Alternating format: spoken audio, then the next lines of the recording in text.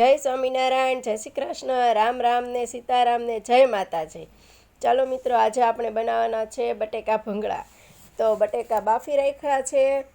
જો મિત્રો તમે જોઈ શકો છો કે આ બટેકા બફાઈ ગયા છે। હવે એને છાલ ઉતારીને અને પછી તેને ટુકડા કરવાના છે નાના નાના। હવે આપણે એને વઘાર કરી લઈએ। તો પહેલાં એમાં ટમેટાની પ્યુરી નાખીશું તેલમાં, તેને થોડીક વાર સાતળવા દઈશું। થોડુંક સતળાઈ જાય એટલે પછી તેમાં આપણે થોડાક મસાલા નાખવાના છે, જેમ કે હળદર છે, ચટણી છે, ચટણીમાં લાલ મરચું છે, અને આ છે ભૂંગળા બટેકાનો મસાલો, જેનાથી ખૂબ સરસ ટેસ્ટ આવે બટેકા ભૂંગળાનો। બટેકામાં સારી સ્મેલ બેસી જાય એટલા માટે એ મસાલો નાખવામાં આવે છે।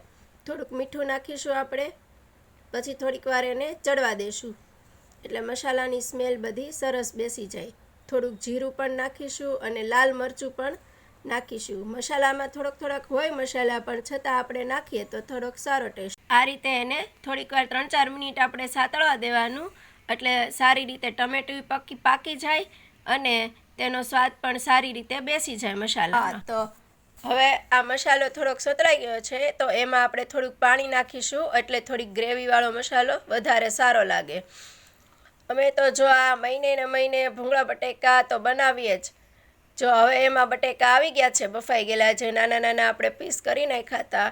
હવે એને સારી રીતે મિક્સ કરી લેવાનો અને આ બની ગયા મસાલા બટેકા।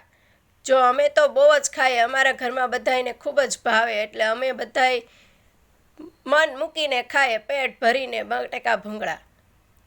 અને તેમાં પણ જો ભૂંગળા ભાવનગરના હોય એટલે એમાં તો જામો જ પડી જાય, તમારે વાત જ પૂછવાની નહીં।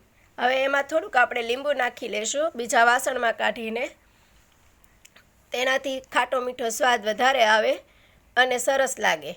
અને હવે પછી તેમાં થોડાક ધાણા નાખી દેવાના, એટલે બહુ સરસ લાગે। ધાણા નાખેલા હેલ્ધી પણ અને સારો પણ લાગે।